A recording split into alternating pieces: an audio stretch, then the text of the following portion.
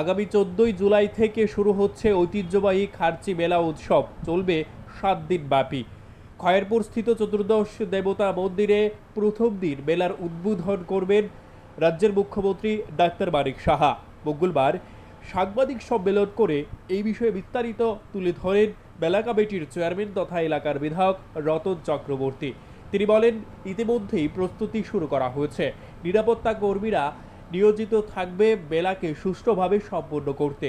তাছাড়া আগামী 27 তারিখ থেকে শুরু হবে ব্যবসায়ীদের জন্য টিকিট বিলির প্রক্রিয়া। পাশাপাশি প্রত্যেককে এই মেলাতে অংশগ্রহণ করার আহ্বান জানান। পাশাপাশি পুরনো হাভেলিতে হবে উত্তর পূর্বাঞ্চলের শিল্পীদের দ্বারা সাংস্কৃতিক অনুষ্ঠান। তাছাড়া অন্যান্য সাংস্কৃতিকমূলক অনুষ্ঠানও পরিবেশন করবেন রাজ্যের শিল্পীরা বলে জানান মেলা কমিটির চেয়ারম্যান রতন চক্রবর্তী। পাশাপাশি অন্যান্য বছরের তুলনায় এই বছর ভক্তবৃন্দ এবং দর্শনার্থীদের সমাগম খুব বেশি হবে বলে মনে করছেন বিধায়ক রতন চক্রবর্তী। সাংবাদিক সম্মেলনে অন্যান্যরাও উপস্থিত ছিলেন। আমাদের প্রিন্ট এবং ইলেকট্রনিক মিডিয়ার সাংবাদিকরা, আজকে আমরা আপনাদের আমন্ত্রণ জানিয়েছি। আপনারা জানেন যে আমাদের চিরাচরিত ঐতিহ্যবাহী শতাব্দী প্রাচীন খার্চি মেলা শুরু হতে যাচ্ছে আগামী মাসের 14 তারিখ থেকে।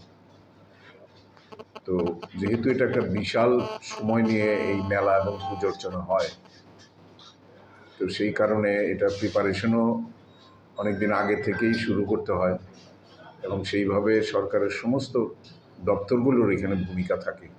এছাড়া আমাদের লোকাল যে মেলা কমিটি, অর্গানাইজিং কমিটি, এগুলোর মাধ্যমেও এটা আমরা সুচারুভাবে করার চেষ্টা করি এবং অবশ্যই আপনাদের সহযোগিতা থাকে, সবসময় থাকে।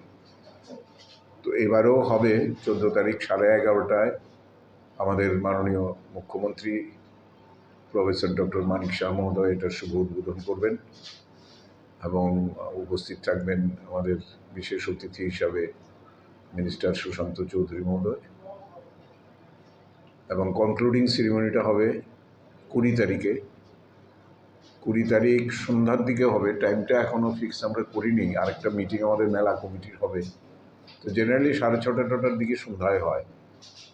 তো সেখানেও উপস্থিত থাকবেন আমাদের রতনলাল নাথ মহোদয়, মাননীয় মন্ত্রী, থাকবেন শ্রী অনিমেষ দেব বর্মা, মাননীয় মন্ত্রী, এবং আরও দু একজনকে আমরা চেষ্টা করছি, যেহেতু সংসদ আছে, যদি হয় তাহলে আমরা পরবর্তী সময় আপনাদের জানিয়ে দেব। আর এছাড়া আমাদের দিক থেকে সমস্ত প্রিপারেশান নেওয়ার জন্য আমরা চেষ্টা করছি। আশা করি সমস্ত দপ্তরের এবং এলাকার জনগণের সহযোগিতায় অন্যান্য বছরের মতো এবারও আমরা ঠিকভাবে এটা পালন করতে পারব। যদিও একটা বড় অন্তরায় থাকে বৃষ্টি এবং যে ওয়েদার খারাপ থাকে, সেই জন্য গতবারও অনেক ব্যবসায়ীরা সারা বছর যারা অপেক্ষা করেন এই সময়টার জন্য, তারা অনেকেই ব্যবসায় প্রায় লসের সম্মুখীন হয়েছেন বলতে গেলে। যাই হোক, ভালো মন্দ মিলিয়েই হয়।